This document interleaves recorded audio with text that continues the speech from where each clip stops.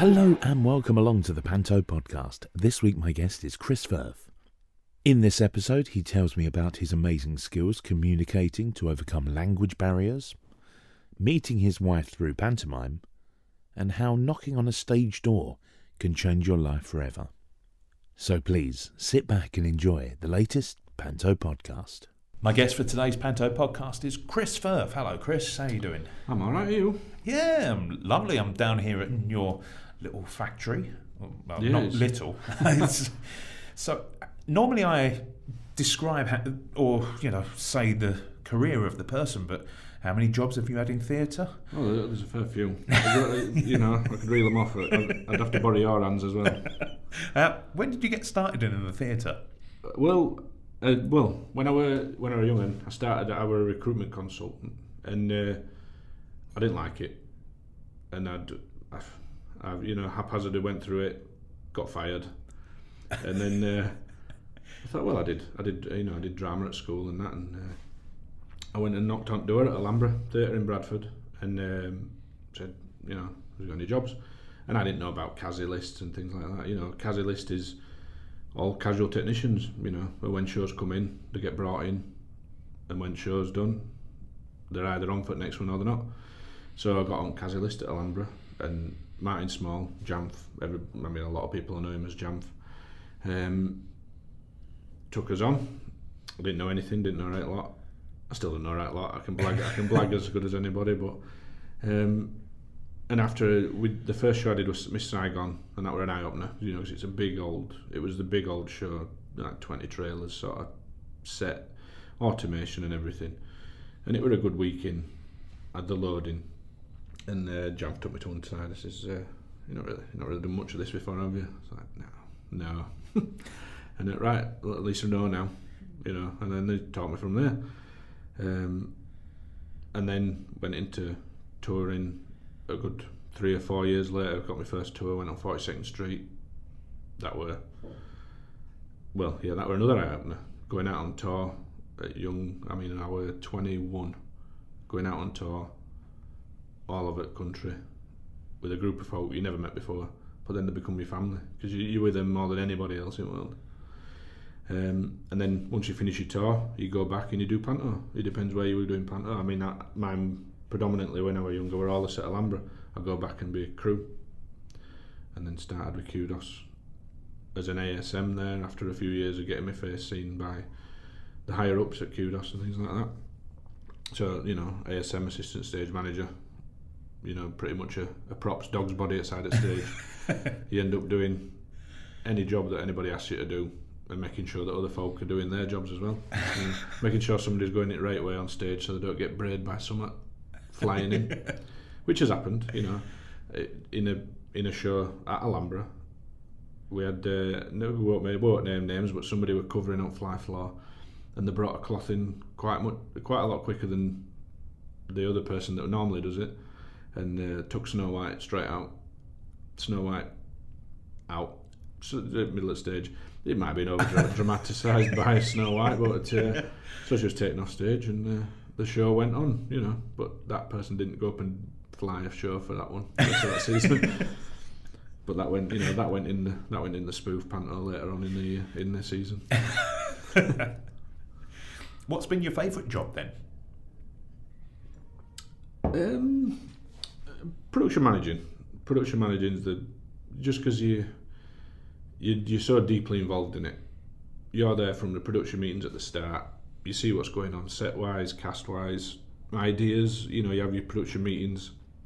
You get to put your ideas in, or people bounce ideas off you, and you're there. It's the onus is on you to.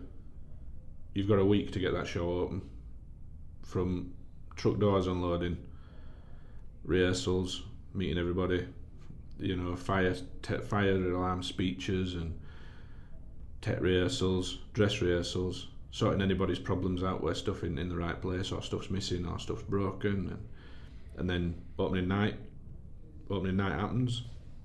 You go to opening night drinks if you've got the time to go, or you sometimes you just get straight off home if you're far away, and you can get an early dart. It's normally before Christmas, so you get back on the road, and that's you done for that show. You you get your show reports every night, and you can see some of them are quite, you know, they're quite dull show reports, or some can be, you have to read it a few times to actually believe what's happened in that show. You know. So yeah, that I think production managing is the bit I enjoy most. So what are you doing now then with yourself? Now that'll be 2 years in November. I've been at J&C Joel up in Soby Bridge, who make stage scene, you know, stage drapery and stage engineering and all the pretty show cloths you see. Predominantly, a lot of them have come from J&C Joel, and stage engineering in theatres, fly floor, fly systems, pit lifts, serapin lifts, acoustic banners, all that sort of thing. They do all that, and I head up the creative and specialist projects team here. So, and pretty much everything theatre wise, just using me where I've been and what I've done. I run that department now with a small team, and yeah, it's good. And I'm you know, I can drive home. It's 20 minutes to drive home on a night, and it's Monday to Friday. It's that theatre person's dream of having a Monday to Friday 9 to 5-ish job, where you know, you're not doing your Saturday nights, you're not doing your get outs, which is loading the set out of the theatre, starting at 10 o'clock at night, finishing 6-7 o'clock Sunday morning, if not later. So it's nice, and it gives you that work-life balance and family life then. When you were a child then, did you go to the theatre much? I did, yeah. I predominantly Panto. I mean, when we were kids, we went and saw the odd thing here and there, but my dad, you know, loved all the old Ken Dodd and everything, so we went and watched Doddy's shows. You know, the big inflatable balloon filled with custard. There were never no custard in it, and it was never going to pop, but when you're like 4 or 5 year old, that thing's going to pop on your head, so bat it away. And I remember that bouncing around Leeds Grand and when I was little. And then Panto, you know, the first ones I remember, like when Russ Abbott in like 1991-2 at Alhambra, that was, and then Billy, obviously, Cinderella with Paul Nicholas, and there are very, very vivid memories of Panto, because it's just it's such an awe-inspiring thing, isn't it? When you're a kid, everything's there. It's big, it's loud, it's bright, and it's funny. Dick Whittington were a massive one with that were early to mid 90s. I would say about 10-year-old, so 1995.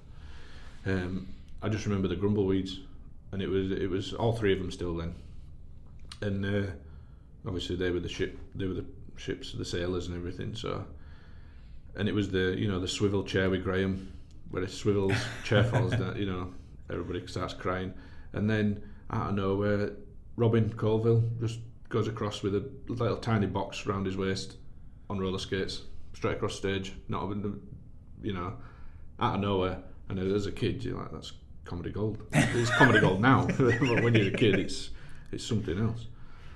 But you know, it's just good. And that was the thing of when I started in theatre, you know, the first time, like, you see people like Billy, it's like, these people, like, I watched these people when I was a kid, and you don't think they're real until you stood next to them chatting about what you've done like weekend in Wings, sort of thing, you know. And you did the drama at school. Yeah. Did you want to be a thesp? I've done. I did at a point. Yeah, I've done bits and bats. I had me, you know, I had my spotlight profile and everything. Did you? Oh. I did performing arts and that at college, and yeah, I had a dabble at it. I did my little bits on Emmerdale and my little bits on Heartbeat, and then my auditions here and there. But I never really went that. I sort of fell into with getting the casual and the crew stuff. It was just it's a more secure way of making brass at that point. So I got there, and obviously I picked up bits down here, there, and everywhere.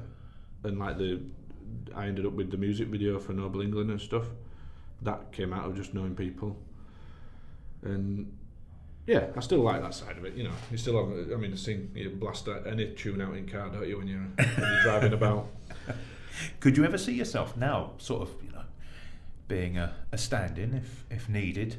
I have been. Have you? Yeah. Oh, how was that then? That was yeah. That one came out of nowhere as well. That was Jack and the Beanstalk at Alhambra again. I was that year myself and TJ Roberts, who were another ASM,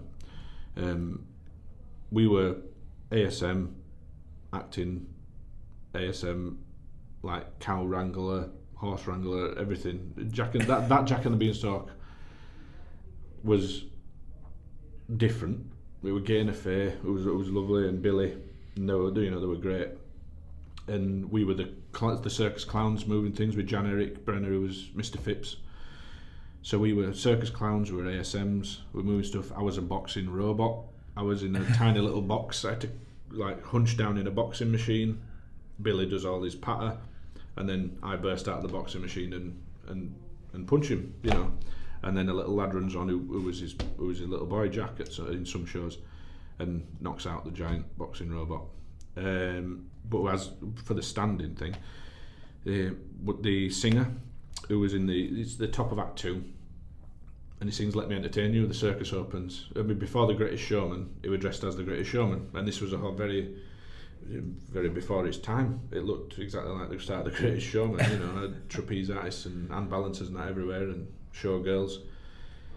And the lad that was singing phoned it in. He's poorly, you know. And the DSM says, "Oh, Christmas could sing," you know.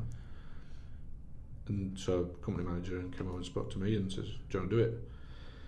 Yeah, well, don't really like Robbie Williams, but yeah, I can do it. Yeah, let's have a go. Let's have a bash. And then so Rick Coates, the MD, I went down and sat with him. We had a couple of blasts through it, and that were it. I put on the Greatest Showman's coat, which was a good 3 sizes too small, you know. I didn't need to roll my sleeves up because they were already there. And if I'd have tensed, I'd have been Incredible Hulk to the jacket. And I was just being dragged around stage by the dancers because I didn't know where I needed to be at that point because we'd had one run through of it. Lights came up and I'm like, right, here we go. So you've got, you know, Billy's wife Kerry. She was leading me around one way. Katie, another one of the dancers, that took me around the next way, and then we got through it. A couple of shows of that. So yeah, so it's done. I've done that before and all. So was that nerve-wracking? I don't think it was, but I didn't have time to. I didn't have time to be nervous because it was between shows, you know. But the small bit of that in hindsight, my grandma and granddad watched that show. They didn't know about it because I didn't know about it.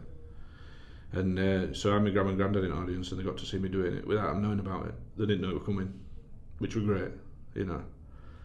So little things like that, those little gems that you don't think about at the point, make it, you know. So yeah, I didn't have time to be nervous. In answer to your question, I just had to go. I had to have a bash, you know. So you never know. One day you might be back on that stage performing. I doubt it now. I doubt it. You never know. You never say never, do you? But I'm too busy. I know, you know. I've got a little innocent wife and another little one on the way, so they keep all your time. You know, my little one, she's full of it, and that's where your time wants to go. So yeah, I don't think I'll be treading any boards purposefully anyway. Somebody might ask me to do something now and again, and I'll have a bash or give them an hand with something. So what do you prefer then? Do you prefer being in situ in a place, or did you love the touring life? I did. I mean, touring when you're young, you know, young single, and it's a big old world, you know, and you've no commitments. You know, your mum does your washing when you're at home, and you go back out. You know, it was great. You know, I got to see, you know, Istanbul, Athens, and all of Ireland and France and all sorts of places just being paid, you know, by all at UK, and that company's paying you. They're paying for your hotels, your food, to go see the world and live a life, you know. I mean, you get to a theatre at 9 o'clock that Monday morning, you unload everything, that day just goes, build everything, and then on Saturday night you're taking it out again. Sometimes if you're there for 2 weeks, but normally if it's a weekly tour, Saturday night, right, Steelies go on, you rip it all down, get on a train or get in a car and drive to the next place and have your first day there or half a day. Or if you were passing home, you go home, Mum, can you wash these for us? And then you go back out. So it was good. But now, you know, I think it would just, it was getting to a point when I met my wife Philippa, when I was getting to a point of I've had enough, sort of touring and being out and about. And then when we got married, obviously I didn't want to. You don't want to be away from home. And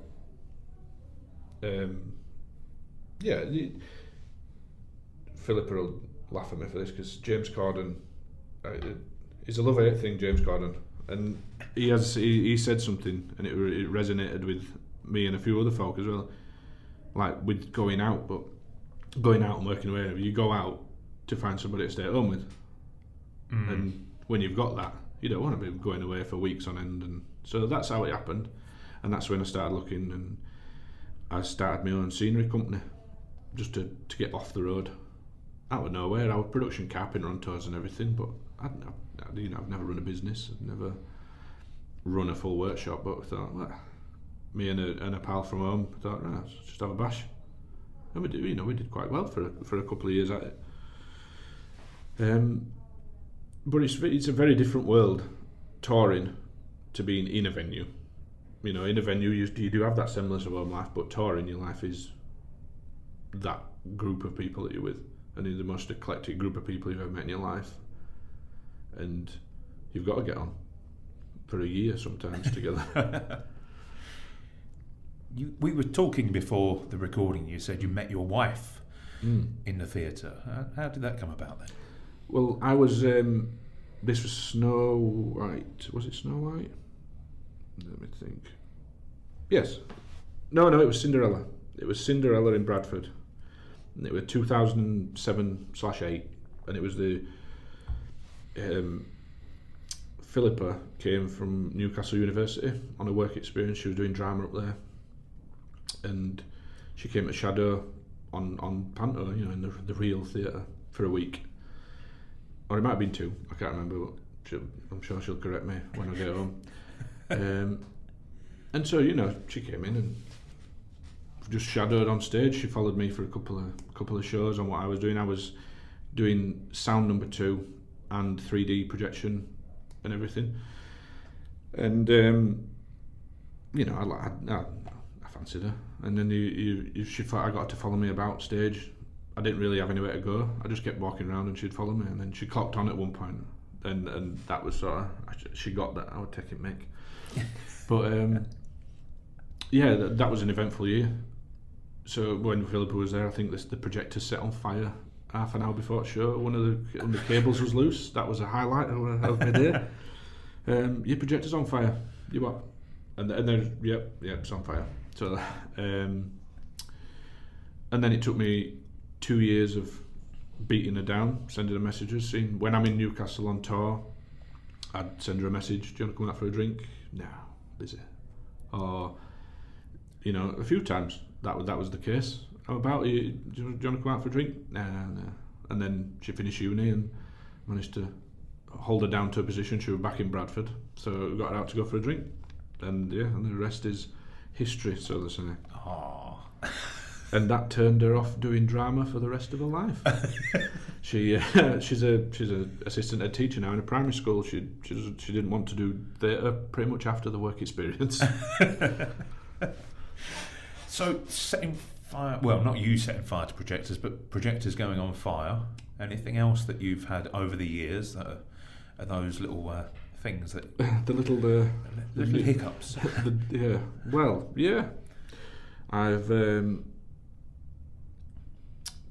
I've lost two members of a Chinese circus on Oxford Street.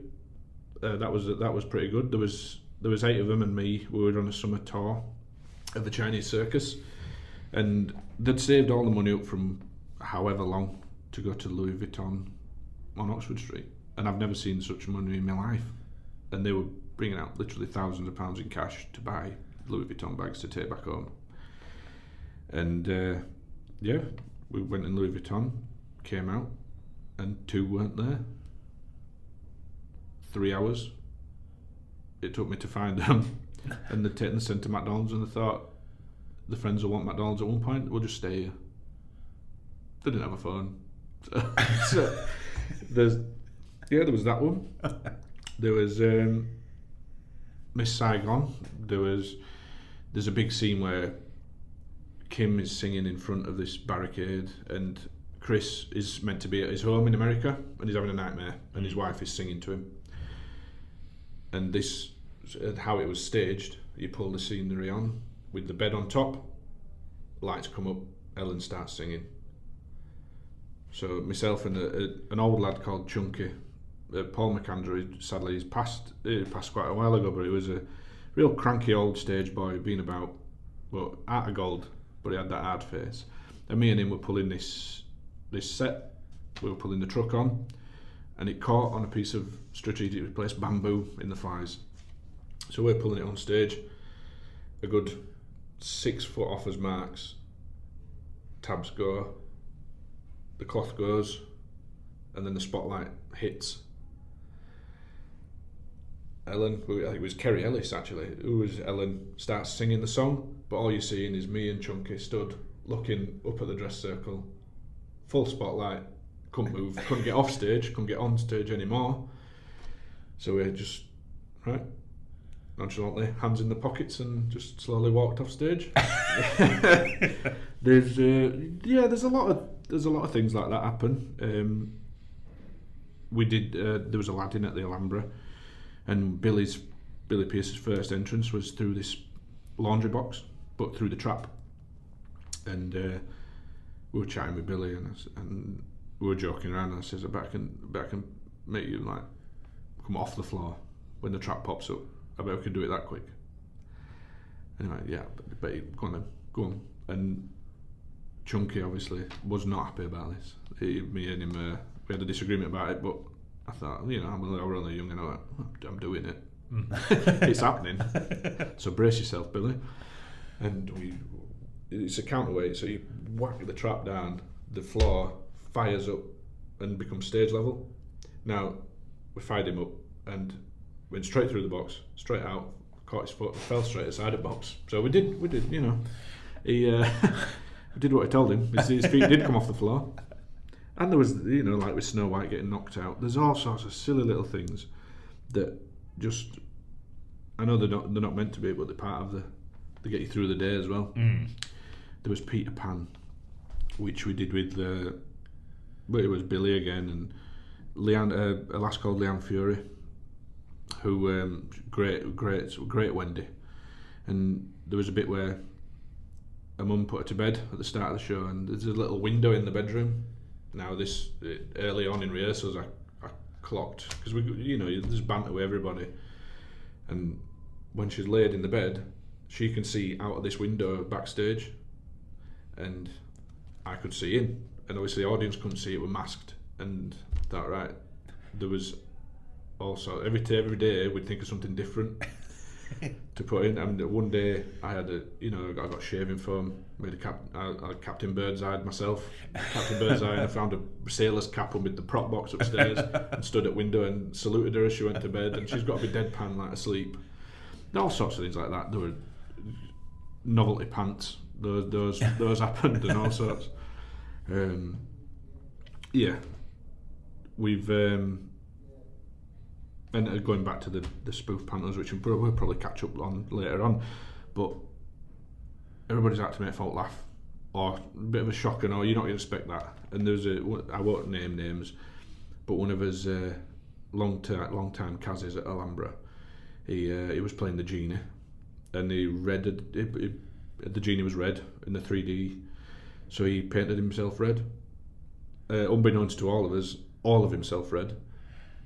And he came on for the bows, and he had his shorts like tied by a string at the front, so he bowed in reverse and mooned the audience, but then proceeded to show us that he'd painted his full body and whipped the shorts off and saluted from the front, you know.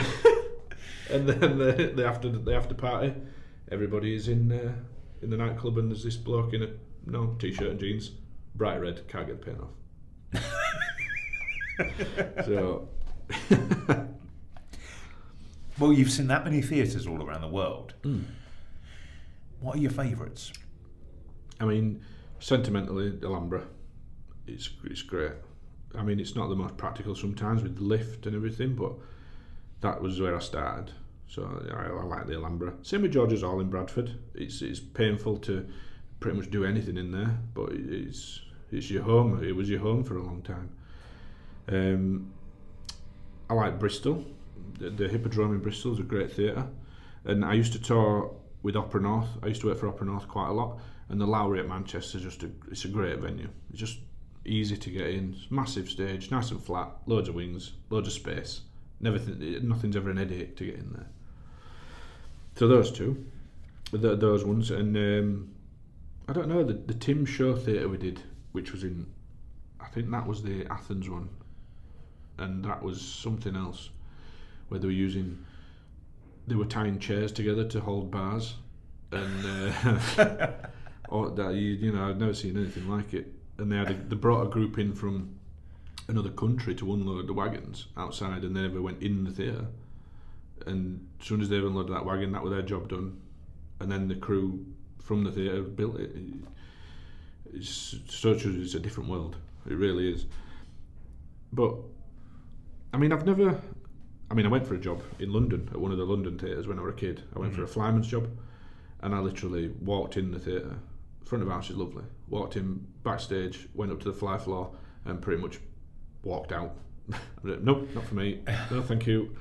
It was the tiniest, like the most downtrodden place you've ever been. So all the glitz and glamour's front of house, but no brass goes backstage, which isn't the case in the regional theatres. A lot of them are really nice.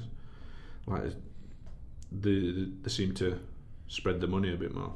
Like Darlington Hippodrome, which used to be a hemp house, so everything with all this hard work going into Darlington, because everything's got to be towed out by manpower. It's not counterweights. So you've got all units on fly floor that are pulling everything in and out. And now it's a counterweight system. It's all brand new, all pretty, and it's great. So I don't think there's I tell a lie. There are some venues that I don't like. No offence to the theatre, but Lowestoft Marina Theatre, we took Singing in the Rain there, and it was medium size show. It was 5-6 trailers of set, and 3 trailers were dead outside because we couldn't fit it in. It was one of those venues that you go to. Why are we? The audience loved it, but why are we here? We're rigging a rain system out of drain pipes and making his own drain system just to fit it in the venue. Like, right, drills out, drain pipe bought. Let's make it rain. These things are where you're constantly having to think on, literally on the spot. Is that something that is sort of inherent in you, or is that something that you've learnt over the years? I think it's a bit of both. I can blag my way through a lot of stuff. If I look at something or somebody has a go at something, I could probably have a good go at it. But just from touring, especially, some at breaks, well, we need it in a couple of hours, so you're going to have to sort it, So you get that sort of way of thinking of stuff, and what's the easiest way to get it done, but what makes it work. So, you're making bits and making do, or, you're ringing people. Like, there were a piece broke on Miss Saigon. It were early days at Alhambra. My uncle, who has passed now, my uncle David, he were a blacksmith. So and this piece of metal had bust. So I just rang him. Said, can you come and sort this out? He comes over from Dewsbury, comes over, fixes it. There's it. It's right for the next show. And then at the end of that tour, they were end of that venue with the Alhambra. I'm a bit of a magpie with things like stuff, random stuff. And the Chinese dragon from the show, the big one, too big for anybody to have anywhere near a house or garage or anything. They were going to change it, so the other one getting left at Alhambra, or they were just going to scrap it. So I rang my Uncle Dave, he's got a van. Can we get it? So it came, we fought it into the van, and it sat in my grandma's garage for a good 10 years till we knocked garage down. Where's it now? That is at Kudos. Uh-huh. Yeah, Kudos have got that dragon. It was it's in stores over at Beverley, I think, but that might show its face in the show at some point, I should think. Anything that you're not very good at, or you don't like doing? Yeah, I don't like paperwork. I don't like doing paperwork. Yeah, it's an hard question, really. I'm not really good at the electrics and lights. No interest to me. The stage elects and everything. That's their bag.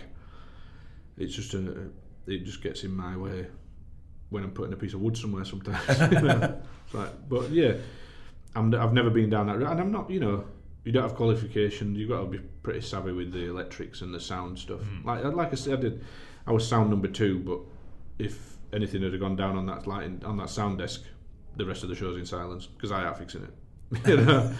Which we had a good sound number 1 who could fix it. But yeah, I've always found that I've been given opportunities and sort of blagged my way through it till I'm all right at it. That's sort of the mantra of my work life. So you've not had much fun with pyros then, or anything like that? Oh yeah, I've had pyro. Yeah, I've had lots of good fun with pyros, but I've never, you've never done the pyro course. But that button's there and it's live. Bang, it's gone. All little boys though, isn't it? That's it's boys with toys. It really is, definitely. Like the Giant. As ASM in that Jack and the Beanstalk, where me and TJ were everything in that show. I operated the Giant with one of the other ASMs. The Giant controls, a big automated Giant, and he sat there with a joystick outside the stage, making his hands swipe and open his eyes and all that sort of stuff. And that's where you get in with. I mean, Gary and Paul, the twins, is a different level. These boys with toys, but you've got so many rules with Gary and Paul. you can't just play with their toys. They have to tell you how to play with their toys. Do you listen when they go? Of course, yeah. Because I know they'll be listening. Yeah. I've worked with Gary and Paul a lot of years, and they don't leave any stone unturned with anything. But it's on their back, and it's their stuff. But when you're on stage, absolutely baking, then you have to put on a crushed velvet invisibility suit made out of black velvet and a balaclava and gloves, and then push a big heavy object around the stage. Nobody's the number 1 Twins fan for that 30 seconds that's on stage. Did you get the polo shirt though? Oh, I've had the polo shirt. I've got a hoodie. I've got I got a nice jacket, a waterproof jacket. It took me a lot of Gary, I want a jacket. Paul, I want a jacket. It took me a lot of years, but I got there. And I put a bit of timber on, so it don't fit me now. But it's still there. Well, I'm should I want to go down? Put this on the record now. Gary, Paul, I want a jacket. And I'll send you a Panto podcast one. So what's your favourite part of a theatre to actually be in? Is it kind of... Crew room. Yeah. Crew room's where, gossip of the day, banter of the day, gripes of the day. It's fair, it's free reign in crew room. What's said in there can't be repeated outside that door. Pretty much about everything, But then, you can be sat in there during rehearsals, you can be sat in there with a group of folk for 4 or 5 hours straight. If that scene is happening and there's no scene changes, you just sat on standby. Especially when I worked for Opera North, me and lads were very proficient at Tiger Woods golf and Call of Duty. If they ever made an opera of that, we were on it. But you could be up there all day in a lighting session with the opera. So crew rooms, the crew rooms where it's like you make it your own, because it's like your teenager's bedroom is your crew room. It's everything you'd want at home that you're not allowed anymore. So it's a crew room. You've got a PlayStation in crew room. So it's all that. Yeah, that'd be for something like opera, which I'll be honest, I don't really understand. No, neither do I. How do you broach something like that then if you don't understand it really? To be perfectly honest, the years that I worked for the opera, I will have seen maybe 1 show fully. The rest, I heard half an hour constant of one part of it. It just doesn't. If it doesn't interest you, it's lost on you as opera. I mean, I appreciate the art of it, but from the backstage and the crew side of it, it's very much graft, because the scenery is predominantly heavy, tall, awkward. So you've got to be on the ball all the time. So you're concentrating on what your next cue is. Like there was a Pinocchio we did with Opera North, a big production of Pinocchio, big raised stage and towers, and pieces of the stage lifted up for waves to come out and the flies and all sorts of stuff. So you've got to be watching every time you're doing that change that you're not going to brace somebody, catch another bit of scenery or anything.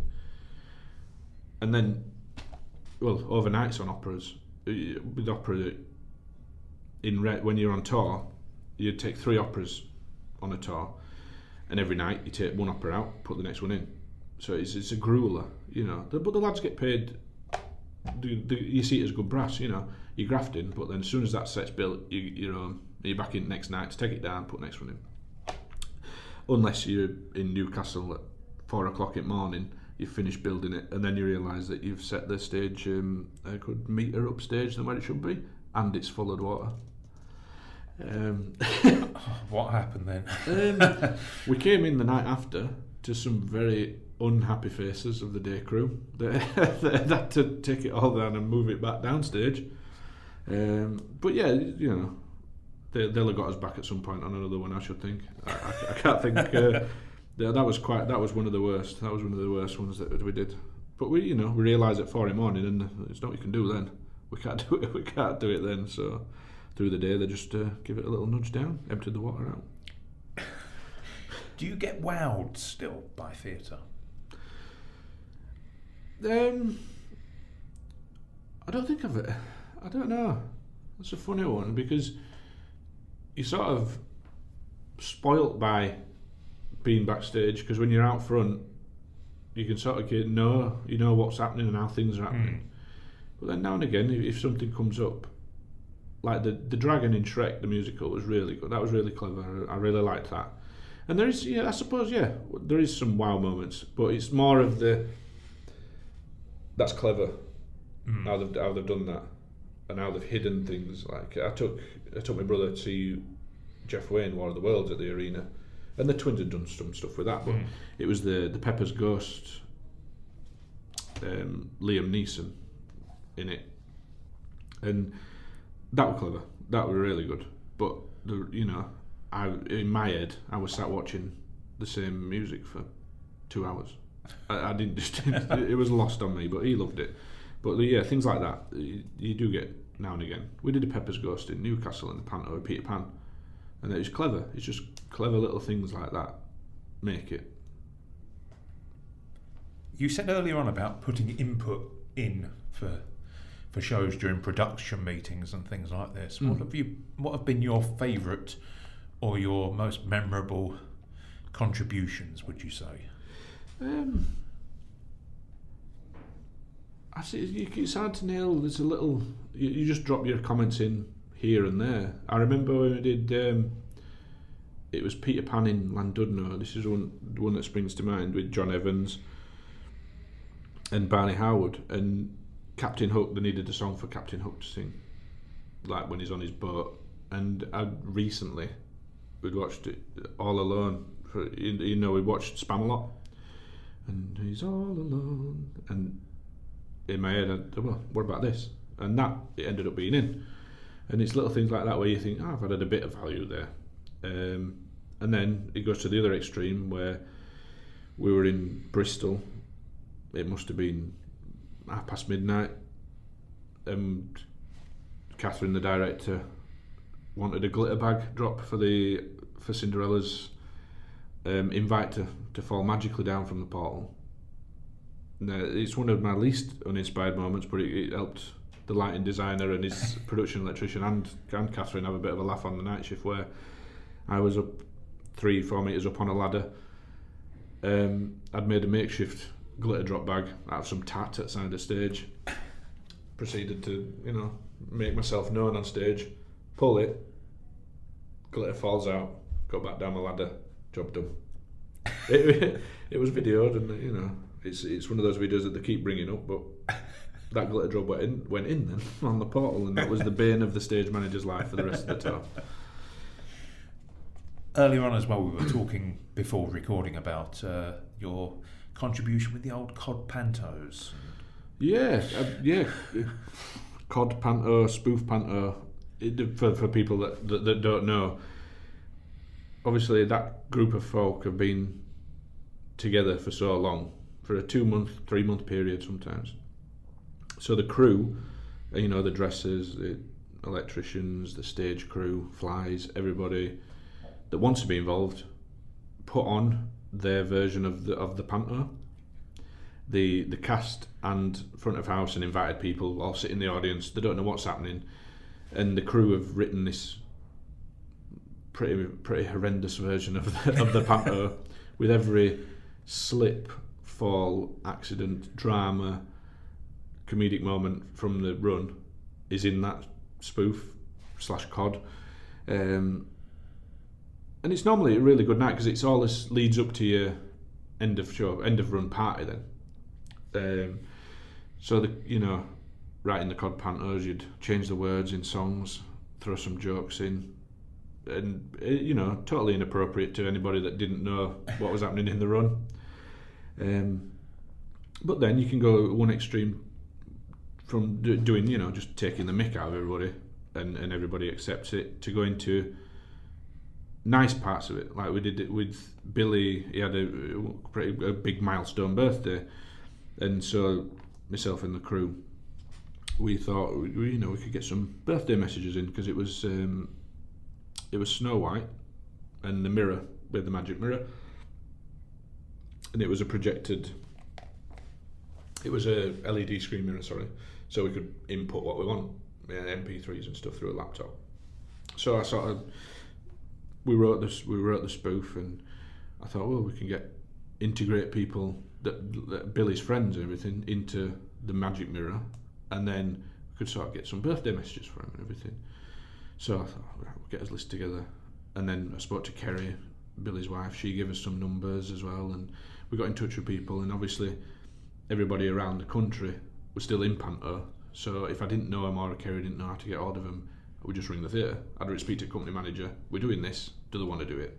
And all these videos started flooding in we'd sent them a couple of lines each for the magic mirror scene, the rhyming couplets, and Robin and Graham, the Grumbleweeds sent theirs, Sam and Linda, Jimmy Osmond sent one, John Chalice, there were Nigel Havers, Joe Pasquale. There were loads of people that did it, and so we got all these in, did the magic mirror, but then we'd already also got them to record an happy birthday for Billy at the end, and so the screen came in. No, sorry, we also had Stephen Graham as the prince, and it was his first panto. He'd done some summer thing in China with John Conway and Kudos, and he was the prince. And if people don't know, Stephen is Marie Osmond's son. So I thought, well, we'll get something for everybody. We've got Sian Reeves, we've got Nigel Havers to do a bit in the mirror for Sian, and so everybody had their own little bit. We got for Kelly Chinnery was Snow White. We got Robert Trainer to do a little bit for her because they'd been in a show together, and I knew Robert. So we got Marie. I managed to get hold of Marie's agent when they were in Vegas, and Marie sent us a video of her doing her bit for the mirror and then shouting to Stephen and everything, and so that made him cringe in his bit in the audience.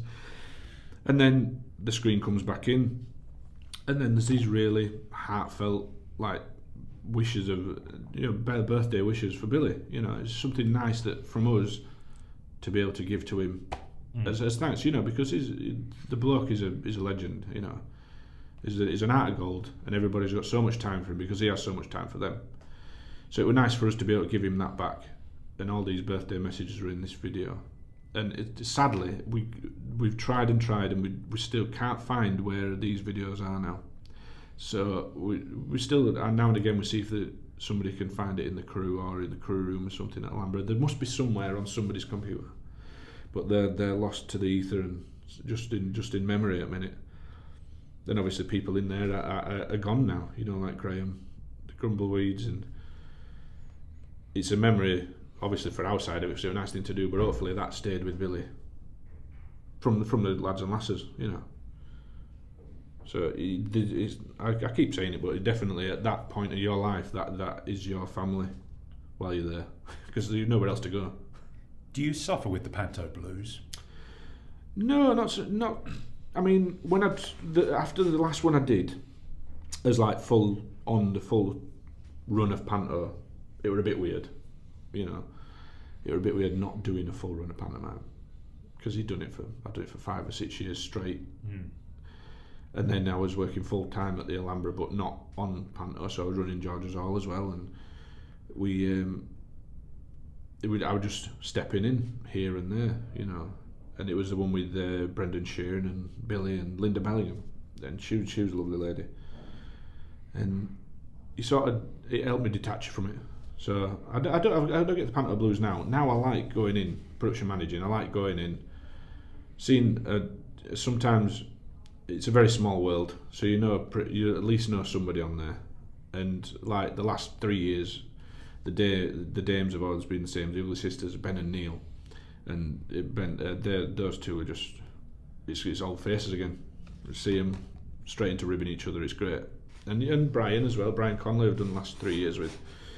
So it's nice going in, see old faces, and then off into the distance. You know, you've got that show open. That's it. Like last year I did 3. So I was up in Newcastle, then Darlington, and then down into Plymouth, and you sort of left everyone at the door then. So you don't get. The blues out there now. It's a different game. You've knocked up so many miles there. What do you do on your travels? Listen to a lot of podcasts. Good. and yeah. I listen to a lot of podcasts and some random ones, and then you have a very eclectic musical taste on your Spotify or whatever you use, you know. And yeah, you just drive. You're in that zone then. From touring, it's not a big deal to drive. I've driven Plymouth to Edinburgh before, from doing a get out, and your adrenaline's up, so you just set off, you know. But yeah, it's you do a lot of daydreaming. Not obviously wholly keep your eyes on the road, but you drift off, and you'll ring random folk. That's how I'm really good with keeping in touch with people from years ago, even if they don't want to keep in touch with me. Probably sometimes I'll ring somebody, you know. I'll just give them a bell and chat to them for 15-20 minutes on phone, and then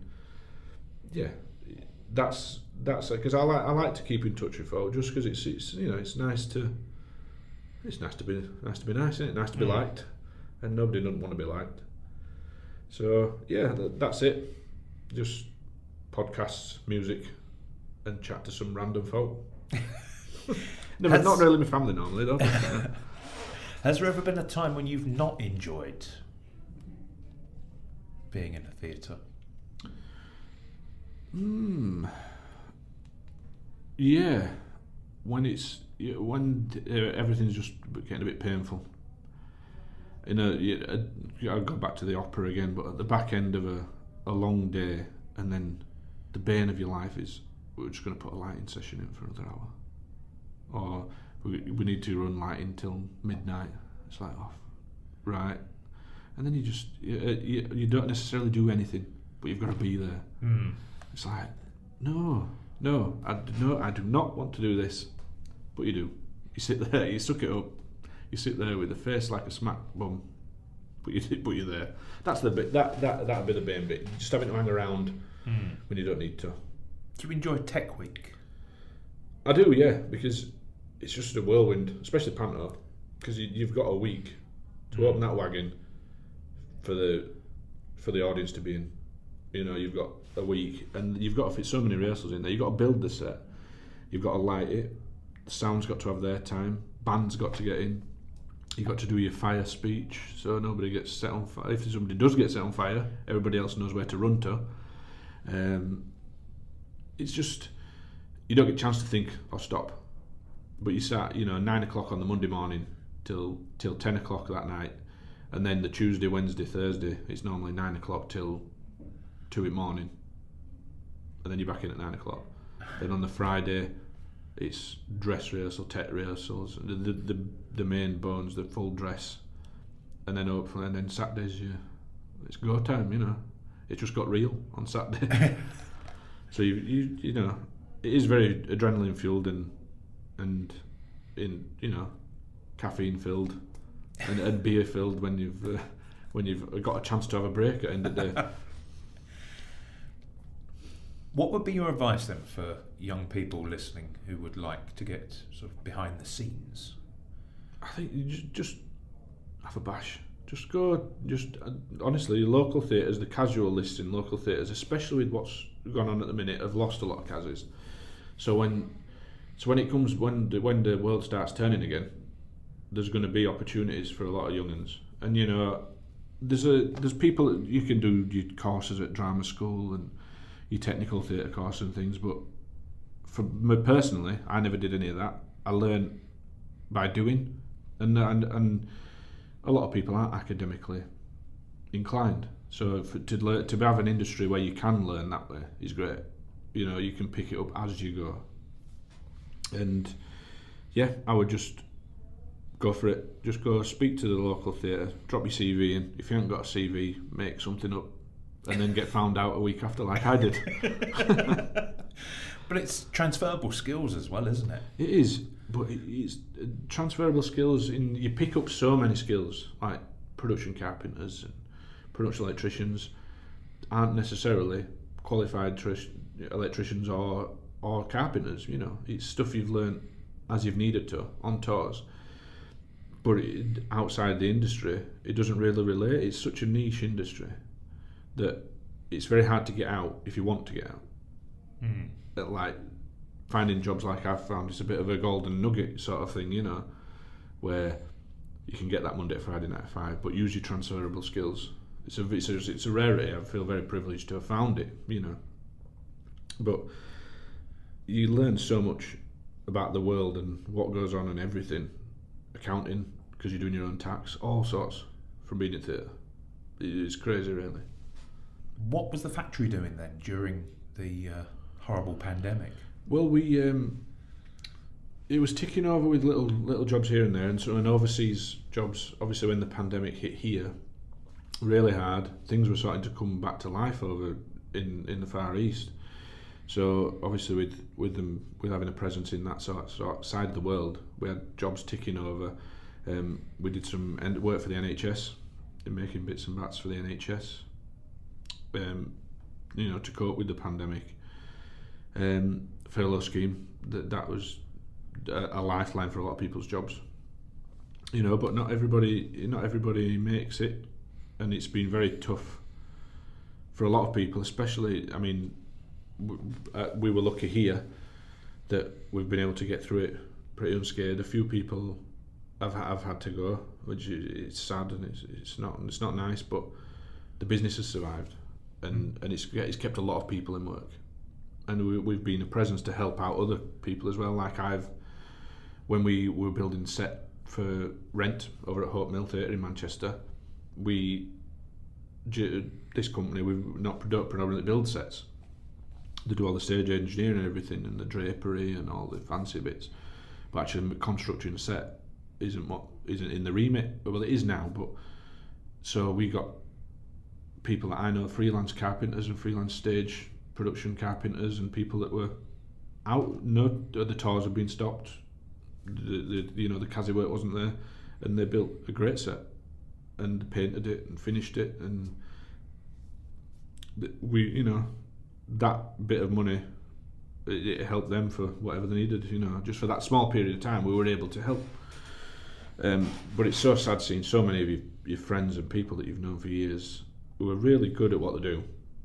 And now no detriment to driving for Tesco and Amazon and things like that, but they've had to totally change their mindset and go make ends meet. You know, so it's really sad, and hopefully, when the industry gets back on its feet, they can come back into this if they've got the capacity to come back to this side. But I think the industry will have lost a fair few people to just normal jobs. You know, the sort of, because it's the theatres. It's not an easy gig. It's long hours. It's antisocial hours. So if you've had the taste of that normality, who knows if they're going to want to come back, you know. And it's highly competitive as well. Yeah, it really is. I mean, it's cutthroat, but there's so many people want to go into the theatre, you know, the glamour of it. But the glamour of it is it's hard graft, you know. Loading wagons at 4 o'clock in the morning in Newcastle in December, ain't a laugh. But you do laugh, but it's not easy. and it's not, you know, it's cold, it's wet and it's rainy, but then you can do it in blistering sunshine, finish early, midday one day because you've had a good run at it and you're in pub, you know. It's flip of a coin. It's like every job, I'm guessing it's like every job, you know. But I would just say that, you know, everybody that's gone out there and taken these jobs that aren't what they're used to, not trained in, and not jobs they want to do, it's a credit to them that they've just gone and done it, you know, and not rested on the laurels and not just sat there, you know, not taking it lying down. It's really good. Is there anything left that you haven't done that you'd still like to do?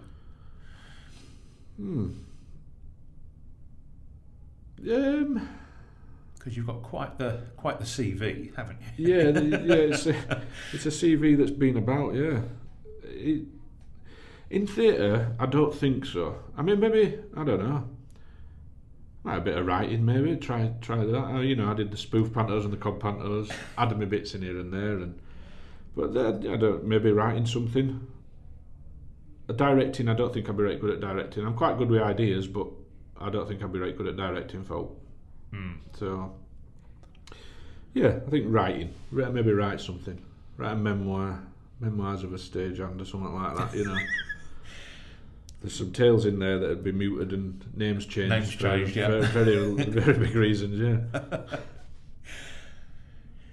Would you recommend it to your own children? I wouldn't push it, no. Because it just, you know, if they wanted to do it, I'd be behind them 100%. But it's not easy, and I'd be every other job. No job's easy, I don't think. But I'd support them if they wanted to do it, but I won't actively push them to do it. They make their own choices, you know. I think it's changed a lot since I started, even. I mean, a big thing is when I started, you could go for a couple of pints between shows, and you come back into the theatre and do a second show after you'd had a couple of jars. Can't do that anymore, you know. But the industry has changed a lot. I think it is a lot more professional now. Even in that short space of like 18 years, it's changed a lot. But I would, you know, if my daughter wanted to do it, yeah.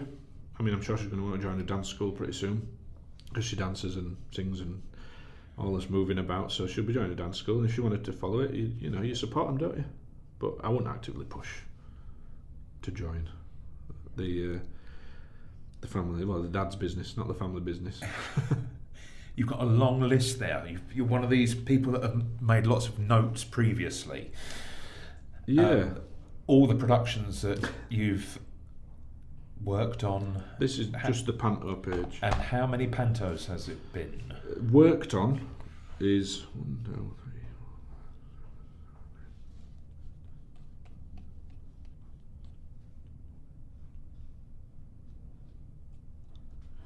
27.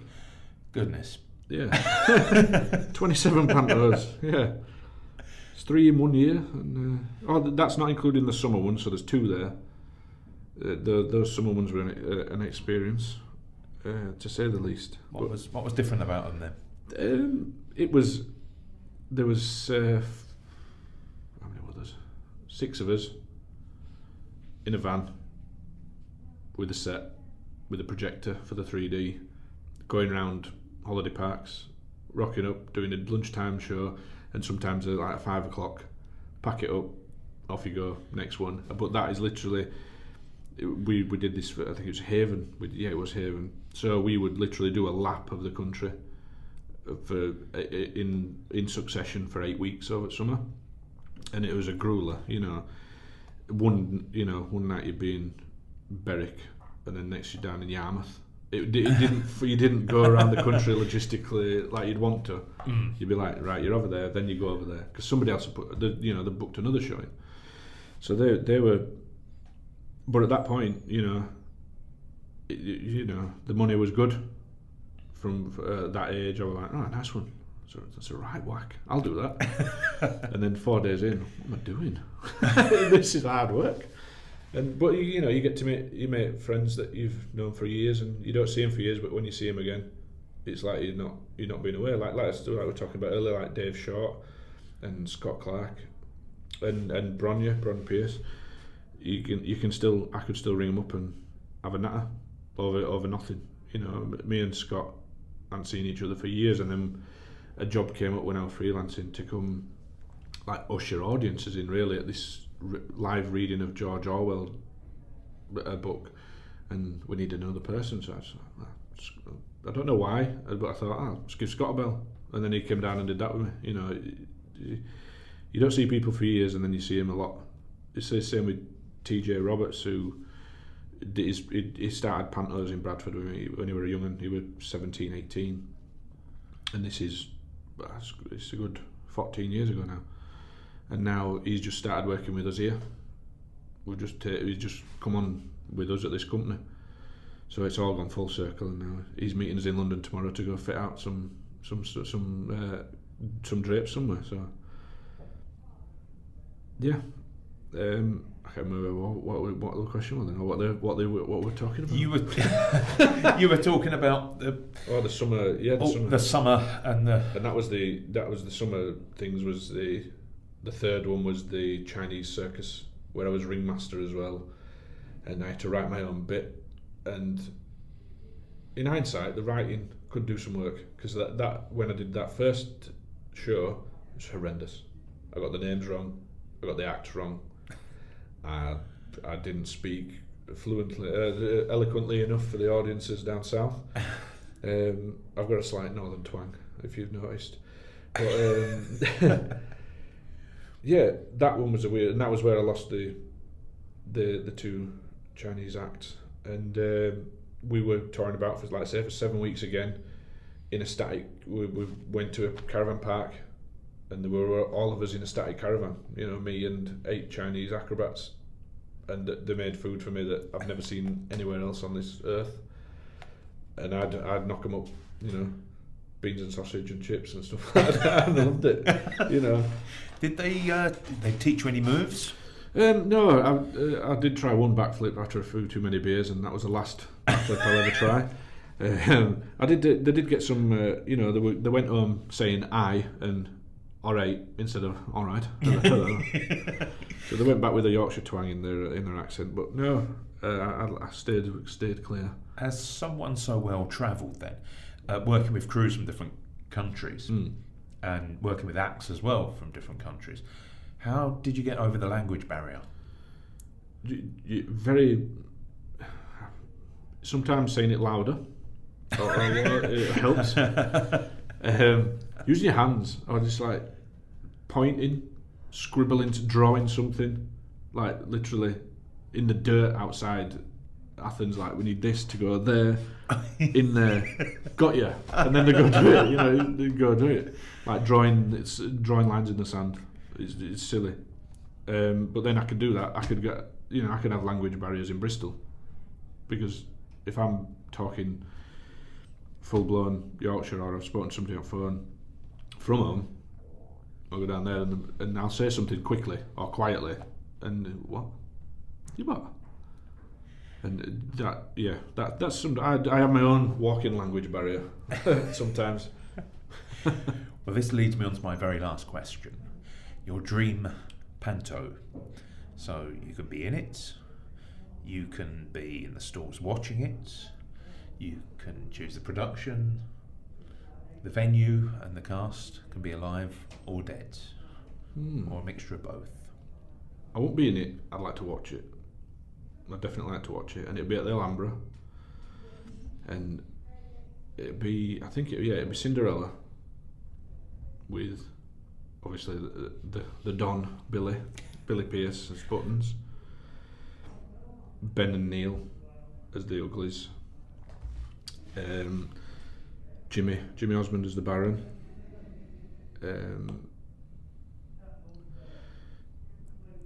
Prince. Well, yeah, Stephen Graham. He was good. Oh, Wayne Perry. Wayne Perry was a really good Prince, and Matt Noble was a really good Dandini. But then there's, I'd like to throw in like a wicked stepmother as well, and have like Jay Worthy as a wicked stepmother. He'd be really good. Jay's a great bloke. I'd throw Jan Eric in as a village clown. I won't say village idiot, but just put him in there. I think, and the fairy, Linda Bellingham. Linda were great. She was a great fairy godmother. Or Gok as the fairy Gok mother. He's good as well. And who would be your Cinderella? I would think we did Peter Pan, and it was Leanne Fury was Wendy, and it was Cinderella coming up the year after, or Snow White, whichever it was. We had a little bit of a crew campaign to get her to come back, and it didn't come off. And I would have Leanne Fury as Cinderella because she's great. She's a great singer and just a great laugh. I'd say Leanne Fury. It's Leanne Chance now. She's married to Richard Chance and they live over in Blackpool. But yeah, that'd be the Cinderella, Leanne. So yeah, I think that'd be it.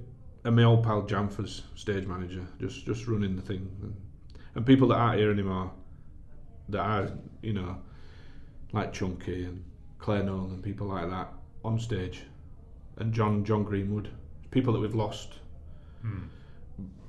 from a small knit like crew that aren't here anymore. So just have them there for one day would be great. And that's that Panto. Well, Chris, thank you so much for taking part in the Panto podcast. No, thank you. Thanks for having us.